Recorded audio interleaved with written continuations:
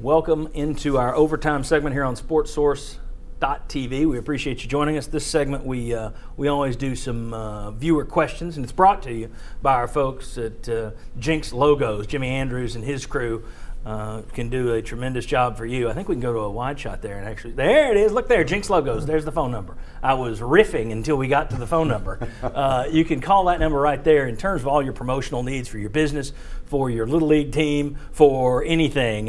If you do sales troops, put them all in the same polo shirts, vests, cups, mugs, they've got it.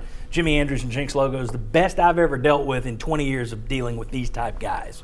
Okay, the best. All right, answering some questions from Twitter. Here we go. The first one, and I got this one yesterday. Wisconsin rushed for 644 yards yesterday against Bowling Green, a Big Ten record.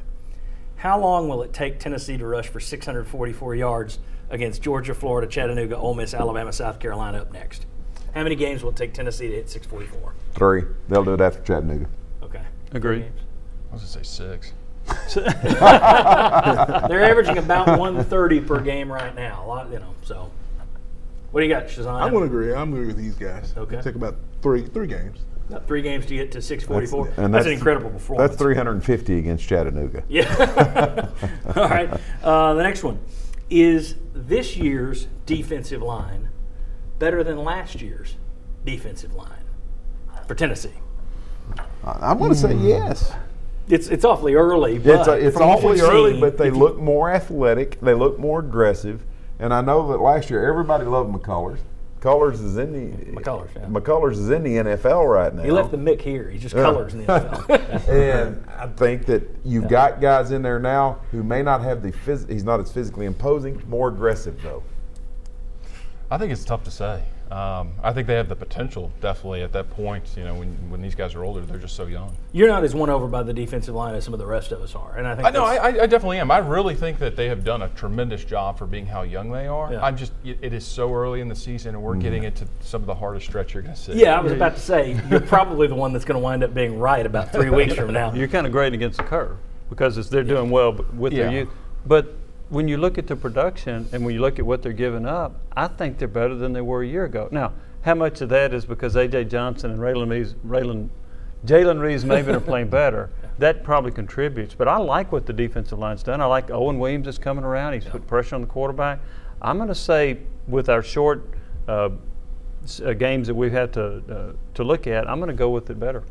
Shazan, the former defensive lineman, is this year's D-line better than last year's? I'm going to definitely say better. I think they're coached very well. They're very disciplined. They're staying in their lanes. Now, they have to learn to get upfield. You got to be first. Name of the game is to be first. Once they mature a little bit more, give them another game and a half, 2 games, I think we're going to see an explosive defensive line. They're going to learn to get upfield. Once you start getting upfield, everything is almost like playing them checkers. Everything begins to fall in place, and I think that's where we are. I got another one, the last one, that said you guys keep talking up Justin Worley, but when you look at it, then you show his numbers and they're not that great. How can you justify that? Was the gist of it.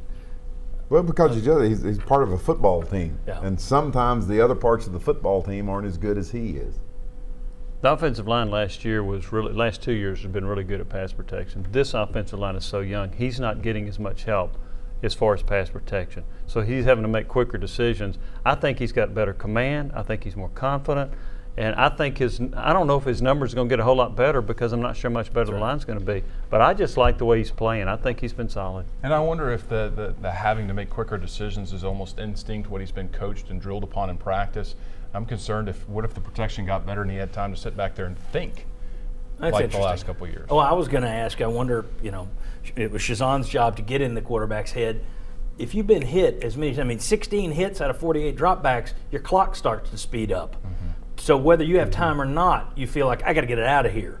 You wonder if that's going to be an issue for him. Shazan, Justin Worley. Yeah, well, yes, but he's making great decisions. He's making Peyton Manning decisions that Eli can't make. I sure can't make them, and none of us can make them. The kid is doing a great job. It's a lot of pressure. It's a lot of heat. And I tell you what, there was times when I would take a penalty because I'm going to hit that quarterback. If I get that close, I'm going to hit him, throw the flag. It's okay. I'm getting his head. That's the name of the game.